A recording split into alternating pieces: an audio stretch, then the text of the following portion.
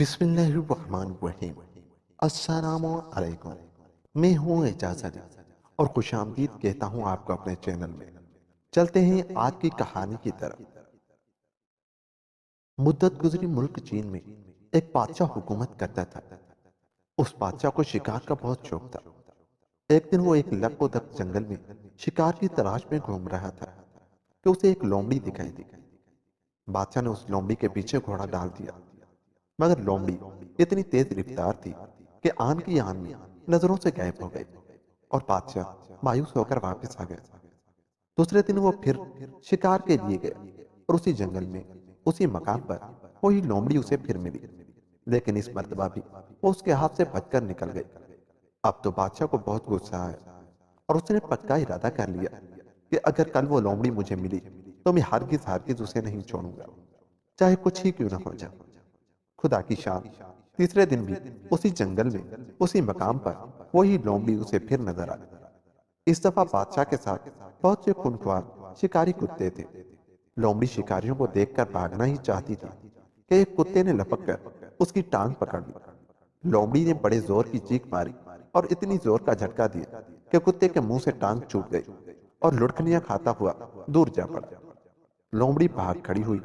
یہ دیکھ کر بادشاہ نے کتوں کو للکارا اور گھوڑے کو ایڑ لگا کر اس کی بھاگیں ڈھیلی چھوڑ دی، مگر لومڑی بھی ایک چھلاوا تھی، ایک جست میں گزوں دور نکل جاتی تھی۔ تھوڑی ہی دیر میں بادشاہ کے ساتھی اور شکاری کتے پیچھے رہ گئے، صرف بادشاہ اس کے پیچھے لگا رہا۔ کتنے ہی میدان، پہاڑیاں اور وادیاں آئیں اور نکل گئی، مگر لومڑی کہیں نہ رکی۔ ہمت کے دھنی بادشاہ نے بھی اس کا پیچھا نہ چھوڑا۔ آگے آگے لومڑی اور پیچھے پیچھے بادشاہ مارا مار چلے جا رہے تھے کہ راستے میں ایک دریا پڑا۔ لومڑی نے ایک دم دریا میں چھلانگ لگا دی۔ بادشاہ نے بھی اس کے پیچھے اپنا گھوڑا پانی میں ڈال دی۔ لومڑی بہت اچھی تیراک تھی، وہ آنن فانن دریا عبور کر گئی اور بادشاہ ٹانگ ٹوٹیاں مارتا رہ گیا۔ بادشاہ کنارے پر پہنچا تو تھکان کے مارے اس کا برا حال تھا۔ شام ہو رہی تھی اور شام کی سیاہی پھیلنے لگی تھی اور اس کی سمجھ میں نہیں آ رہا تھا کہ وہ اس سنسان اور ویران بیاباں میں رات کس طرح بسر کرے گا۔ وہ اسی سوچ بچار میں ڈوبا ہوا تھا کہ کچھ دور درختوں کی اوٹ میں ایک چھوٹی سی جھونپڑی دکھائی دی، جسے دیکھ کر بادشاہ کی جان میں جان آئی اور وہ گرتا پڑتا جھونپڑی تک جا پہنچا۔ جھونپڑی کا دروازہ کھلا ہوا تھا۔ بادشاہ نے دروازہ کھٹکھٹایا اور بولا، بھائی، میں ایک راہ بھولا مسافر ہوں، سر چھپانے کو ٹھکانہ نہیں۔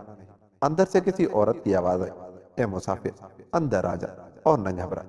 بادشاہ نے گھوڑا ایک جھاڑی سے باندھا اور خود جھونپڑی کے اندر داخل ہو گئے۔ جھونپڑی میں ایک بڑھیا، نہ منہ میں دانت نہ پیٹ میں آم، بیٹھی اپنا پیر دھو رہی تھی۔ اس کی ایڑی سے لال لال خون نکل رہا تھا۔ بادشاہ بہت رحم دل تھا، بڑھیا کی حالت پر اسے ترس آ گیا۔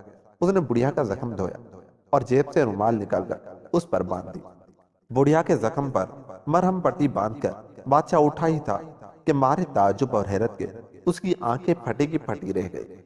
کیا دیکھتا ہے کہ جس جگہ وہ بڑھیا بیٹھی تھی وہاں ایک نہایت ہی خوبصورت چندے آفتاب چندے مہتاب عورت بیٹھی مسکرا رہی ہے۔ بادشاہ کی آنکھیں چودھیا گئی۔ ابھی وہ اس بات پر ہی حیرت کر رہا تھا کہ اس کے دیکھتے ہی دیکھتے وہ ٹوٹا پھوٹا جھوپڑا ایک عالیشان محل بن گیا۔ یہ دیکھ کر بادشاہ اپنے ہوش و حواس کھو بیٹھا۔ قریب تھا کہ بے ہوش ہو جائے کہ اس عورت نے شہد سے زیادہ میٹھی اور چاندی کی گھنٹیوں سے زیادہ سریلی آواز میں کہا، اے بادشاہ، حیران نہ ہو، یہ ایک جزیرہ ہے، غیر آباد اور ویران۔ یہاں میرے سوا کوئی آدمزاد نہیں، میں اس جزیرے کی ملکہ ہوں۔ جب میں تنہائی سے گھبراتی ہوں تو بھیس بدل کر آباد علاقوں کی سیر کو نکل جاتی ہوں۔ اس دفعہ لومڑی کے بھیس میں تیرے ملک کی سیر کر رہی تھی کہ تیرے شکاری کتوں نے میری ٹانگ جھنجھوڑ ڈالی۔ میں جانتی ہوں کہ تو دل کا برا نہیں، تیری رعایا تجھے دل و جان سے چاہتی ہے، اس لیے میں تجھے معاف کرتی ہوں۔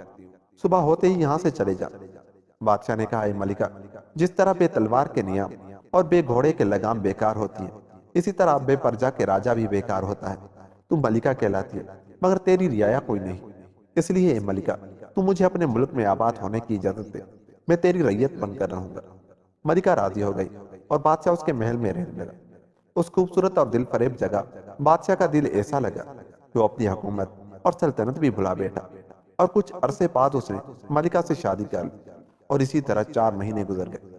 ایک دن بادشاہ کو اپنے ملک کا خیال آیا۔ اس نے ملکہ سے کہا، اے ملکہ، اگر تو اجازت دے تو چند دن کے لیے اپنے ملک ہوا۔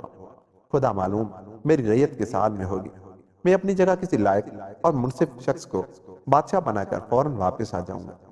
ملکہ نے ایک نہایت تیز رفتار گھوڑا بادشاہ کو دیا اور اس کی انگلی میں انگوٹھی پہنا کر بولی، اس کی حفاظت کرنا، کیونکہ جب تک یہ تیری انگلی میں رہے گی میں تجھے یاد رہوں گی۔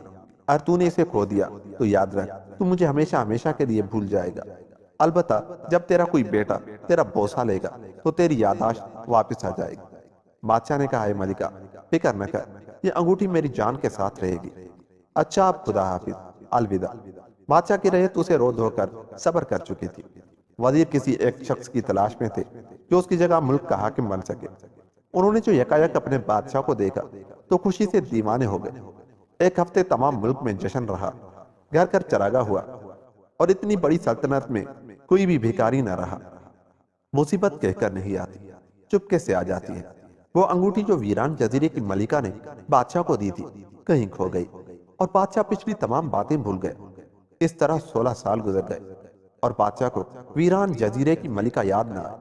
اب ویران جزیرے کی ملکہ کا حال سنا۔ جب کئی ہفتے گزر گئے اور بادشاہ واپس نہ آیا تو ملکہ سمجھ گئی کہ اس نے انگوٹھی کہیں کھو دی ہے۔ وہ غریب صبر کر کے بیٹھ گئی۔ چند مہینے بعد اللہ میاں نے اسے ایک چاند سا بیٹا دیا۔ ملکہ نے اس کے بڑے ناز و نعمت میں پرورش کی، پڑھایا لکھایا اور جنگلی کرتب سکھایا۔ اب یہ شہزادہ 16 سال کا ہو چکا تھا۔ ملکہ کی عادت تھی کہ وہ ہر ہفتے اپنے جادو کے شیشے میں بادشاہ کا حال دیکھ لیا کرتی تھی۔ ایک دن اس نے شیشے میں دیکھا کہ بادشاہ کا ایک وزیر اس کو قتل کرنے کی تدبیر سوچ رہا ہے اور خود بادشاہ بننا چاہتا ہے۔ یہ دیکھ کر وہ ڈر گئی۔ اس نے شہزادے کو بلایا اور الف سے لے کر یہ تک تمام کہانی اسے کہہ سنائی، اور بولی، بیٹا، تمہارے باپ کی جان خطرے میں ہے۔ ایک نمک حرام وزیر اس کی جان کا لاگو ہو گیا ہے۔ تم فوراً جاؤ اور اپنے باپ کو دشمنوں سے بچاؤ۔ شہزادہ ساتوں ہتھیار سجا گھوڑے پر بیٹھ بادشاہ کے پاس گیا اور نوکری کی درخواست کی۔ بادشاہ نے ایسا خوبصورت گبرو جوان اپنی عمر میں کبھی نہ دیکھا تھا۔ اس نے شہزادے کو اپنی خوابگاہ کا محافظ بنا لیا۔ ایک رات شہزادہ ننگی تلوار ہاتھ میں لیے بادشاہ کی خوابگاہ پر پہرا دے رہا تھا کہ ایک ہی 4 آدمی اس پر ٹوٹ پڑے۔ یہ سازشی وزیر کے آدمی تھے اور بادشاہ کو قتل کرنے آئے تھے۔ شہزادہ اچانک حملے سے پہلے تو گھبرا گیا، مگر فوراً ہی آواز بجا کر کے ایسا جان توڑ مقابلہ کیا کہ پلک چھپکتے چاروں کے چاروں زمین پر ڈھیر ہو گئے۔ شور و گل سن کر بادشاہ کی آنکھ کھل گئی اور وہ جلدی سے باہر آیا۔ اتنے میں دوسرے ملازم بھی آ چکے تھے۔ بادشاہ کو ساری حقیقت معلوم ہوئی تو وہ بہت خوش ہوا اور شہزادے سے بولا، بہادر نوجوان، تو نے ہماری جان بچائی ہے۔ ہم تجھے اتنا انعام دیں گے کہ تیری 7 پیڑیاں بیٹھ کر کھائیں گی۔ بتا، تو کس بہادر باپ کا بیٹا ہے اور تیرا گھر کہاں ہے؟ شہزادہ ہاتھ باندھ کر بولا، حضور، میں ویران جزیرے کا رہنے والا ہوں۔ جزیرے کی ملکہ میری ماں اور چین کا بادشاہ میرا باپ ہے۔ بادشاہ یہ سن کر حیرت سے اچھل پڑا اور چیخ کر بولا، تیرا دماغ خراب ہو گیا ہے۔ ہم اور تیرے باپ، ہم نے تو ابھی تک شادی بھی نہیں کی۔ شہزادے نے اسے سارا قصہ سنایا، پر بادشاہ کو کچھ یاد نہ رہا تھا۔ اس نے سمجھا کہ لڑکا جھوٹ بول رہا ہے اور اس کا بیٹا بن کر بادشاہ بننا چاہتا ہے۔ اس نے کہا، اے لڑکے، اگر تو نے ہماری جان نہ بچائی ہوتی تو ہم تجھے ایسی سزا دیتے کہ آئندہ کے لیے تمام جھوٹوں کو کان ہو جاتے۔ جا، تیری خیر اسی میں ہے کہ صبح ہوتے ہی ہمارے ملک سے نکل جا، ورنہ یاد رکھ پھانسی کا پھندا ہوگا اور تیری گردن۔ شہزادہ اپنی ماں کے پاس آ گیا۔ کچھ عرصے بعد ملکہ نے جادو کے شیشے میں بادشاہ کو دیکھا اور وہ یہ دیکھ کر بہت خوف زدہ ہوئی کہ جاپان کی فوجیں چین پر حملہ کر رہی ہیں۔ اس نے شہزادے کو بلایا اور کہا، بیٹا، تم فوراً اپنے باپ کے پاس جاؤ اور اس کے ملک کو دشمنوں کے پنجے سے بچاؤ۔ بہادر شہزادہ ایک فوجی جرنیل کا بھیس بدل گھوڑے پر سوار ہوا آنن فانن بادشاہ کے محل پہنچ گیا۔ اس نے بادشاہ سے کہا، حضور، میں ملک ایران کا ایک فوجی افسر ہوں۔ مجھے پتا چلا ہے کہ جاپانی فوجیں چین پر حملہ کرنا چاہتی ہیں۔ حضور کو اور حضور کی رعایا کو دشمنوں سے بچانے کے لیے میں اتنا طول طویل سفر طے کر کے آیا ہوں۔ آپ مجھے اپنی فوج کا جرنیل بنا دیجیے۔ میں دشمنوں کو ایسا مزہ چکھاؤں گا کہ وہ پھر کبھی ادھر کا رخ نہ کریں گے۔ بادشاہ نے کچھ دیر سوچا اور پھر بولا، نہ جانے کیوں میرا دل گواہی دیتا ہے کہ تم ایک سچے اور ایماندار نوجوان ہو۔ میں تمہارے کہے پر یقین کرتا ہوں۔ آج سے تمہیں چینی فوجوں کا سپہ سالار مقرر کیا جاتا ہے۔ لیکن یاد رکھو اگر تم جھوٹے ثابت ہوئے تو تمہاری گردن مار دی جائے گی۔ شہزادے نے سر جھکا کر کہا، مجھے منظور ہے علی جان۔ وقت تھوڑا تھا، شہزادے نے جلدی جلدی فوجوں کو کیل کانٹے سے لیس کیا اور سرحد پر ڈیرے ڈال دی۔ چند روز بعد ہی جاپانی فوجیں ٹڈی دل کی طرح آ موجود ہوئی۔ شہزادے نے ایسی عقل مندی اور بہادری سے اپنی فوجوں کو لڑایا کہ دشمن کے دانت کھٹے کر دیے۔ آدھے جاپانی میدان میں کھیت رہے اور جو باقی بچے وہ سر پر پاؤں رکھ کر بھاگ گئے۔ اس فتح کی خوشی میں سارے ملک میں جشن منایا گیا۔ بادشاہ نے ایک بہت بڑا دربار کیا جس میں ملک کے تمام بڑے بڑے لوگوں نے شرکت کی۔ جب تمام لوگ اپنی اپنی جگہ بیٹھ گئے تو بادشاہ تخت سے اٹھا اور بولا، مابعدالت، اس نوجوان کی بہادری اور شجاعت سے اتنے خوش ہوئے ہیں کہ اسے اپنا وزیر مقرر کرتے ہیں۔ یہ بہادر نوجوان ملک ایران کا باشندہ ہے۔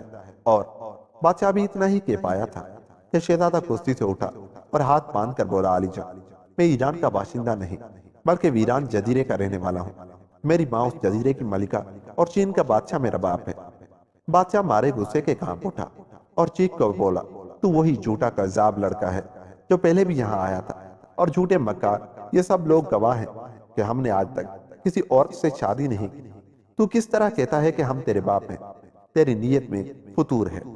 اس مرتبہ تو ہم نے تجھے معاف کر دیا تھا، مگر آج تجھے نہیں چھوڑیں گے۔ سپاہیوں گرفتار کر لو اسے اور کسی اونچے درخت سے لٹکا کر پھانسی دے دو۔ لیکن ذرا ٹھہرو، ہمارے ملک کی رسم ہے کہ جو جرنیل جنگ جیت کر آتا ہے بادشاہ اس کی پیشانی کا بوسہ لیتا ہے۔ اے بد نصیب نوجوان، آگے آ کہ ہم اس پرانی رسم کو پورا کریں۔ اس کے بعد تجھے موت کی ٹھنڈی گود میں ہمیشہ کی نیند سلا دیا جائے گا۔ شہزادہ تخت کے پاس پہنچا اور بادشاہ نے جھک کر اس کی پیشانی چوم لی۔ پیشانی چومتے ہی بادشاہ کا دماغ روشن ہو گیا۔ اسے تمام بھولی بسری باتیں یاد آئی اور وہ بیٹا کہہ کر شہزادے سے لپٹ گئے۔ درباری آنکھیں پھاڑے ایک دوسرے کا منہ تک رہے تھے۔ انہیں حیرت زدہ دیکھ کر بادشاہ نے ساری کہانی کہہ سنائی اور آخر میں بولا، اب میں ایک پل بھی یہاں نہیں رہ سکتا۔ ابھی اور اسی وقت ویران جزیرے جاؤں گا۔ میری جگہ میرا بیٹا تمہارا بادشاہ ہوگا۔ ادھر آ میرے لال، میں اپنے ہاتھوں سے تجھے تاج پہنا۔ ویران جزیرے کی ملکہ جادو کے شیشے میں یہ تمام باتیں دیکھ رہی تھی۔ وہ جلدی سے دریا کے کنارے پہنچی اور بادشاہ کو ہاتھوں ہاتھ لیا، اور پھر دونوں نے زندگی کے باقی دن ہنسی خوشی گزار دیے، یہاں تک کہ مزوں کو کرکرا کرنے والی موت آ پہنچی۔ دوستو، یوں یہ کہانی ختم ہوئی۔ اگر آپ کو ہماری یہ کہانی اچھی لگی تو چاہتے ہوئے ہمارے چینل کو سبسکرائب کر لیں، کیونکہ میں آگے بھی ایسی ہی کہانیاں لاتا رہوں گا۔ ملتے ہیں کسی ایسی ہی کہانی کے ساتھ، تب تک کے لیے اپنا بہت سا خیال رکھیے گا۔ اللہ نگہبان۔